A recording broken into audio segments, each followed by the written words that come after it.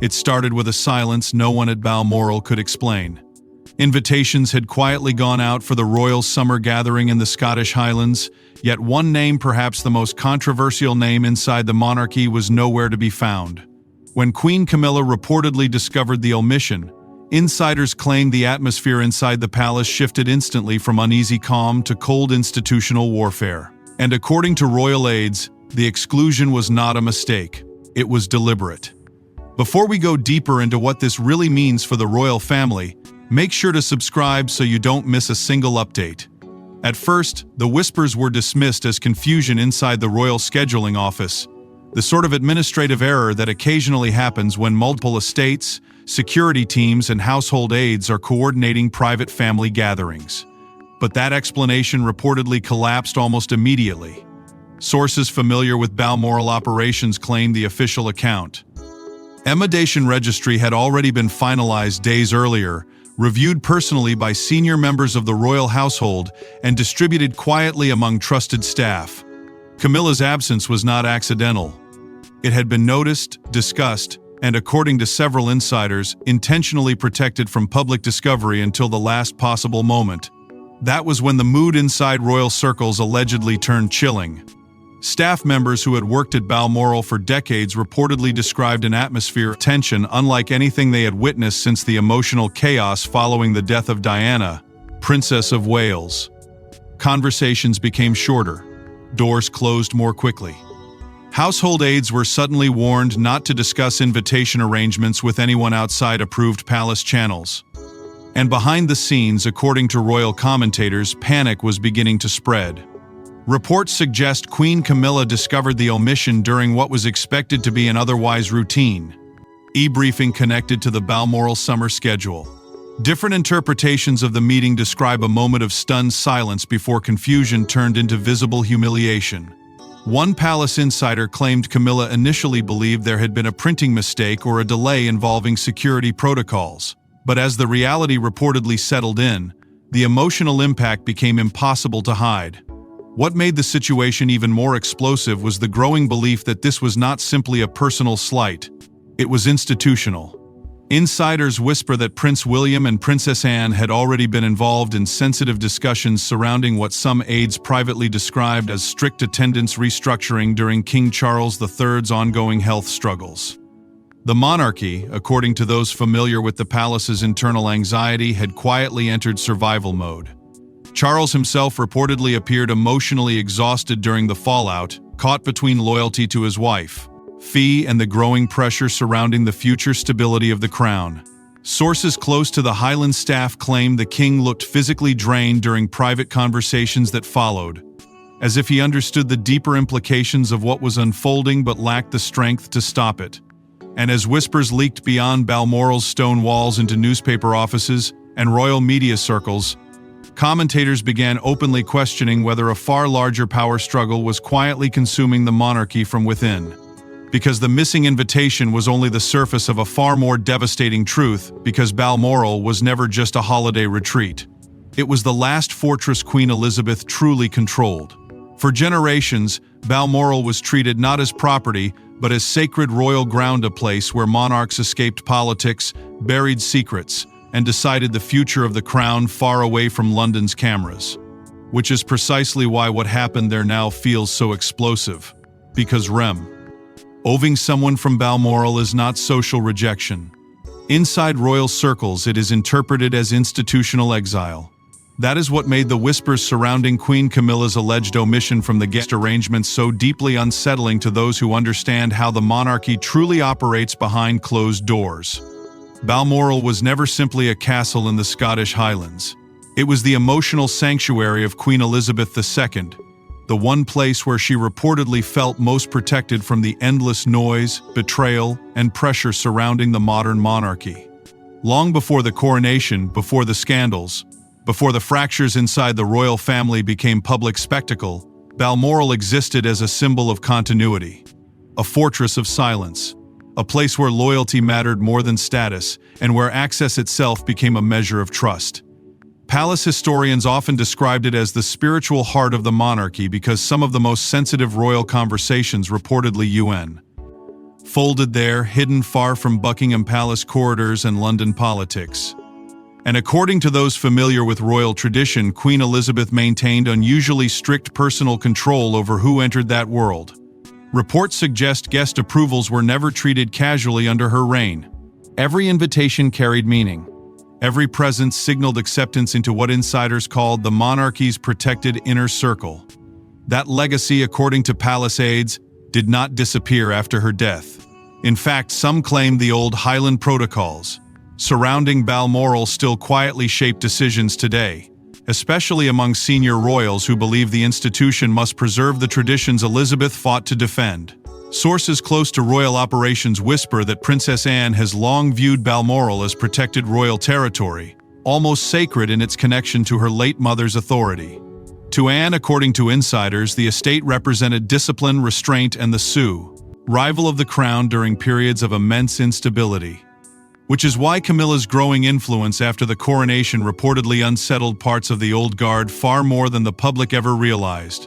Various interpretations of palace tensions suggest concerns had been building privately for months, especially as King Charles III's ongoing health struggles reportedly weakened the balance of power inside the monarchy. Some aides allegedly feared that the institution itself was becoming vulnerable at precisely the moment it needed stability most. And as Camilla's role expanded, so did anxiety among traditionalists who believed Balmoral should remain untouched by factional influence or shifting alliances connected to the Parker Bowles side of the family. That fear reportedly intensified behind palace walls after Charles became increasingly dependent on a smaller and more tightly controlled inner circle. Questions quietly emerged about who truly held influence around the king during the periods of exhaustion and illness. Was Charles still making every decision himself, or were competing royal factions beginning to shape the monarchy's future behind the scenes? That uncertainty alone was enough to create tension. But according to those familiar with palace tensions, the conflict became far more personal after a private disagreement that reportedly shattered what little trust remained.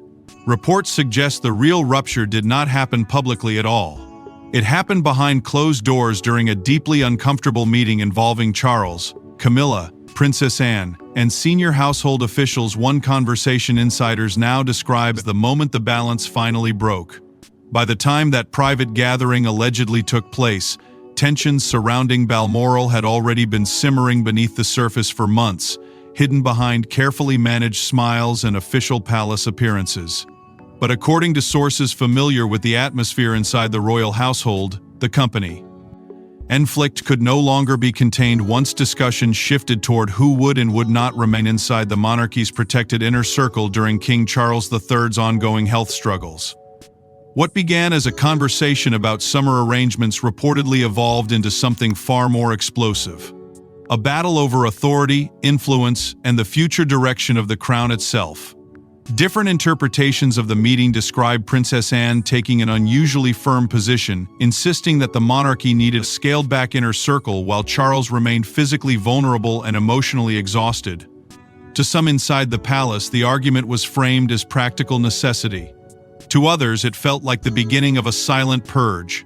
Sources whisper Anne believed the institution could not survive another period of instability fueled by competing factions, personal loyalties, and blurred boundaries surrounding royal access. Balmoral, in her view, reportedly needed to remain present, protected from outside influence at all costs. That was where the situation allegedly became deeply personal for Camilla. Insiders claim tensions escalated after discussions turned toward the possibility of including members of the Parker Bowles family within private Balmoral arrangements.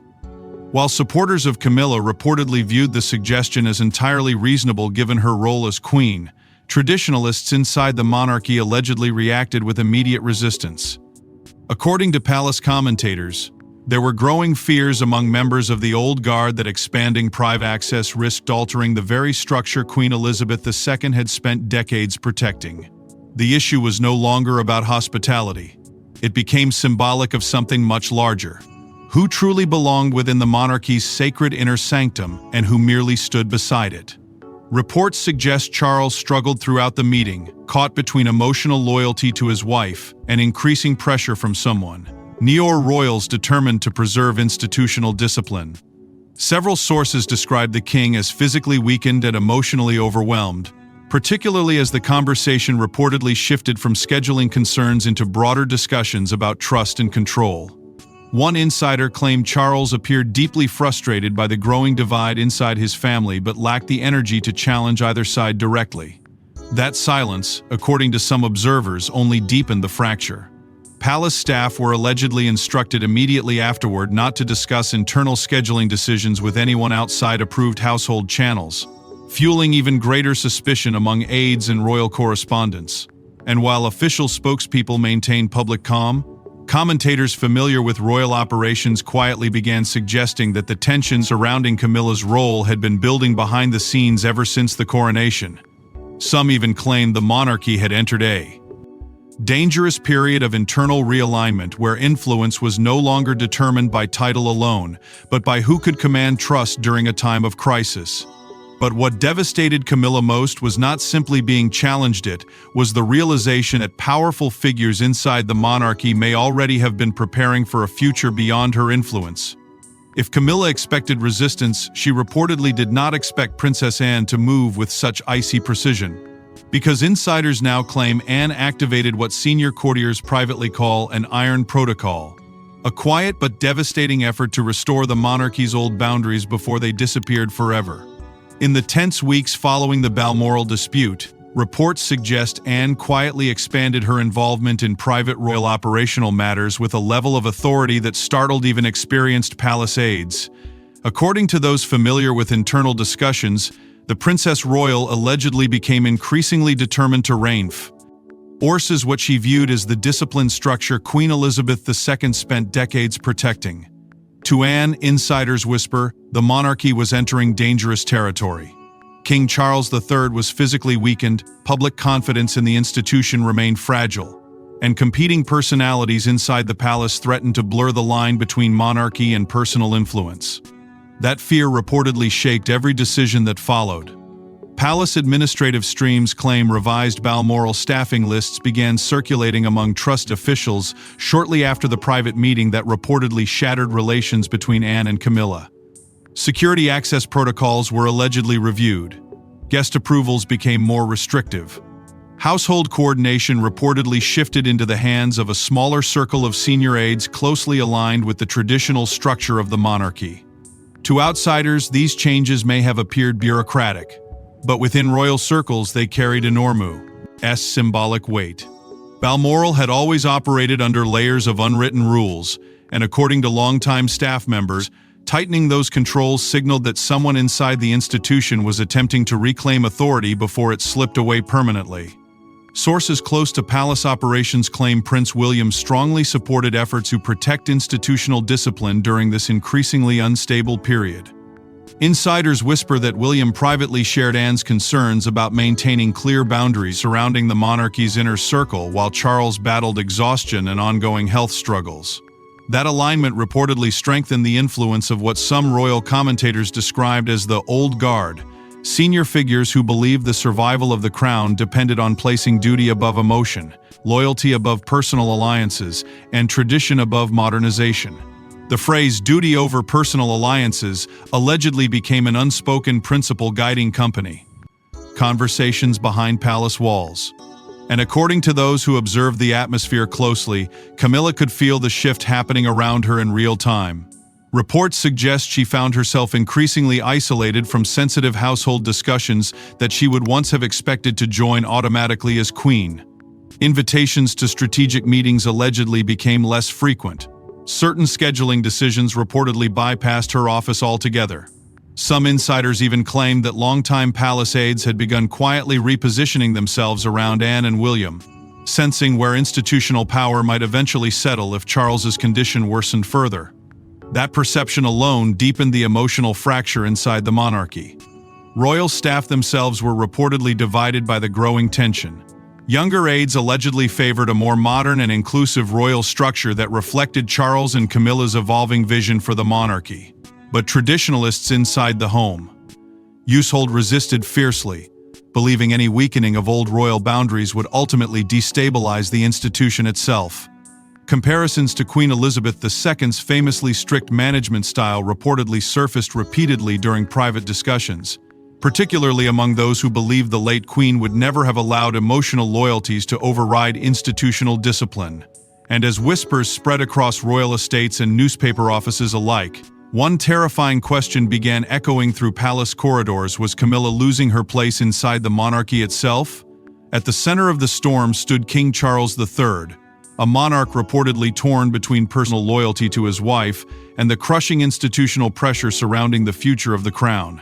And according to multiple royal observers, that impossible divide may finally be consuming him. Behind the carefully measured public appearances and controlled palace statements, insiders whisper that Charles has entered one of the most emotionally devastating periods of his reign. Reports suggest the king has become increasingly desperate to preserve stability while battling ongoing health struggles that have left him physically diminished and emotionally drained. For years, Charles reportedly believed he could hold the fractured pieces of his family together through patience, compromise, and quiet diplomacy. But according to those familiar with the growing crisis surrounding Balmoral, the conflict between Camilla and the old guard inside the monarchy may have reached a point where compromise is no longer possible. And that realization, insiders claim, has weighed heavily on the king in ways few outside the palace truly understand. Sources close to royal operations describe an atmosphere of emotional exhaustion surrounding the endless disputes quietly unfolding behind closed doors. Staff members allegedly noticed Charles becoming more withdrawn during internal meetings, particularly whenever discussions turned toward Balmoral, succession planning, or household authority. Some commentators even suggested the king appeared trapped between two competing worlds: the deeply personal life he fought decades to build with Camilla, and the unforgiving institutional machine he inherited the moment he became monarch. That contradiction reportedly became impossible to ignore after Camilla viewed the Balmoral omission not merely as a scheduling slight, but as a humiliating signal that powerful figures inside the monarchy no longer fully accepted her place within the institution. For Camilla, according to palace insiders, the pain was intensified by memory. She had endured decades of hostility, scandal, and public judgment before finally reaching the position of queen beside Charles. To now allegedly face isolation from within the very system she fought to survive reportedly felt devastating on a deeply personal level. But while Charles reportedly struggled emotionally with Camilla's humiliation, Anne and William were said to be thinking in entirely different terms. According to insiders, both viewed the growing tensions through the lens of long-term institutional survival rather than personal loyalty. The monarchy, in their eyes, could not afford blurred hierarchies or competing household influences during a period of royal vulnerability. That divide between emotional attachment and institutional duty reportedly widened with every passing week. Royal commentators increasingly began drawing uncomfortable comparisons to earlier fractures that nearly destabilized the House of Windsor itself. Memories of the chaos surrounding Diana, Princess of Wales, resurfaced in media discussions. So did lingering tensions connected to Prince Harry's departure and public attacks on the monarchy. Palace observers warned that the institution seemed once again caught in a cycle where private family pain threatened to spill into public crisis. Reports even suggested household factions were beginning to operate independently of one another, with competing advisors, communication channels, and strategies quietly forming around different senior royals. And as those divisions deepened, public sympathy slowly began shifting toward concerns about Charles himself. Many observers no longer saw a strong monarch firmly controlling events, but rather a visibly weakened king struggling to prevent the monarchy from fracturing under the pressure surrounding him. But while the palace fought to contain the fallout, the damage had already escaped beyond Balmoral's gates and the monarchy's carefully managed image was beginning to crack in public view. The moment whispers of the missing Balmoral invitation reached royal correspondents, the situation reportedly spiraled into full-scale palace panic. Because the story was no longer about a guest list. It had become a symbol of something far more dangerous. A monarchy quietly turning against itself. At first, the rumors circulated carefully through the usual royal media channels hidden beneath vague references to private tensions and sensitive family disagreements. But according to palace insiders, officials immediately recognized the danger once senior royal journalists began asking direct questions about Balmoral attendance arrangements. The problem was not simply the allegation itself.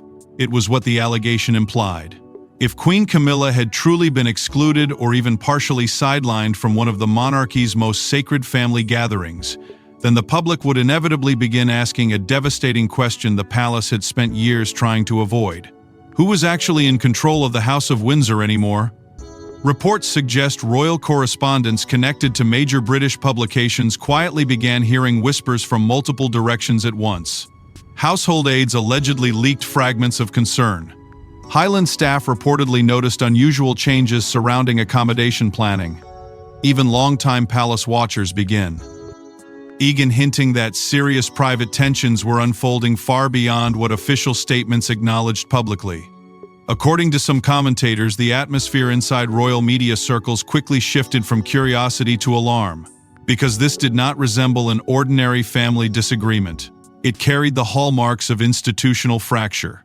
Palace aides, insiders claim, allegedly launched immediate damage control briefings in an attempt to contain speculation before the story exploded internationally. Journalists were reportedly assured that Balmoral scheduling remained private family business and that no conclusion should be drawn from incomplete information. But by then, the silence itself had already become suspicious. The more palace representatives attempted to calm the situation, the more aggressively rumors spread across newspapers, television panels, and social media platforms already obsessed with every development surrounding Charles's reign. And nowhere was the reek. More intense than online, where speculation surrounding Camilla's status inside the monarchy began escalating by the hour. Some royal observers openly questioned whether William and Anne were quietly consolidating influence ahead of a future transition of power. Others compared the situation to earlier moments in royal history when certain figures allegedly found themselves frozen out of the institution through subtle but deeply symbolic acts of exclusion. The comparisons became increasingly uncomfortable. Commentators revisited memories of Diana's isolation during the collapse of her marriage. Others referenced Prince Harry's estrangement from the royal structure after stepping away from official duties. Suddenly, Camilla's Balmoral omission no longer looked like an isolated dispute. To many watching from outside palace walls, it appeared to be part of a larger pattern inside a monarchy struggling to maintain unity under immense pressure. Reports claim senior courtiers became concerned about how the growing speculation could damage public confidence in the institution itself. According to insiders, fears intensified that the monarchy now appeared divided at the exact moment stability was most needed. Balmoral staff were allegedly instructed to avoid discussing attendance plans entirely, even among trusted circles, further fueling suspicion that something far more serious was unfolding behind the scenes. And as whispers continued spreading through royal estates, political circles, and newspaper offices alike, questions about the monarchy's future power structure under Prince William began growing louder and harder to ignore. And behind all the headlines and denials, one final revelation reportedly left Camilla more devastated than anyone realized. Because according to those closest to the crisis, the omission was never truly about one summer gathering in Scotland. It was about symbolism, about loyalty, about who would still matter when the monarchy enter its next era and who would quietly be left behind. Inside royal circles, Balmoral invitations have long been interpreted as something far more meaningful than social arrangements or family hospitality. They are viewed as signals of trust, belonging, and institutional acceptance. To be welcomed into Balmoral's protected inner world reportedly means you remain inside the emotional and political heart of the monarchy itself. And according to palace observers, that is precisely why the alleged exclusion of Queen Camilla sent such shockwaves through the royal household. The deeper fear was not embarrassment, it was irrelevance. Sources close to the unfolding tensions whisper that Camilla had become increasingly aware of the changing balance of influence surrounding Prince William's future reign. While she remained queen beside Charles, insiders claim there were growing concerns behind palace walls about what her position might look like once the monarchy inevitably entered its next chapter. Some commentators even suggested Camilla feared a gradual distancing process already began quietly around her, a slow reduction of influence carried out not through public confrontation, but through subtle institutional shifts impossible to openly challenge. That fear reportedly intensified as Anne and William became more aligned in their determination to restore what insiders described as the monarchy's core royal structure. According to those familiar with private palace discussions, both believed the institution needed firmer boundaries, clearer hierarchies, and tighter control over who held access to the monarchy's most sensitive spaces. To them, the issue was never personal hatred toward Camilla. It was institutional survival. But inside the emotionally fragile environment surrounding Charles's reign, that distinction reportedly meant very little. Because while Anne and William allegedly focused on protecting the long-term stability of the crown, Camilla increasingly felt as though she was being quietly pushed toward the outer edges of royal power. And at the center of all of it stood Charles himself, trapped in an impossible emotional conflict. Reports suggest the king desperately wanted peace inside his family during a period already overshadowed by illness, uncertainty, and exhaustion. But palace insiders claim he also understood the institutional fears driving Anne and William's actions. That internal contradiction reportedly left him emotionally paralyzed. To defend Camilla too aggressively risked deepening tensions with the future leadership of the monarchy. But remaining silent carried its own devastating cost. Sources whisper the king began withdrawing further into himself as the dispute intensified, painfully aware that every attempt to calm the situation seemed only to expose how fractured the royal household had truly become. As the Balmoral controversy escalated, old resentments reportedly resurfaced inside the family with surprising force. Commentators quietly drew parallels to earlier royal outsiders who gradually found themselves frozen out of influence despite once standing at the center of palace life. Memories of Diana's isolation resurfaced again in media discussions. So did comparisons to the emotional distance that eventually defined Harry's relationship with the institution.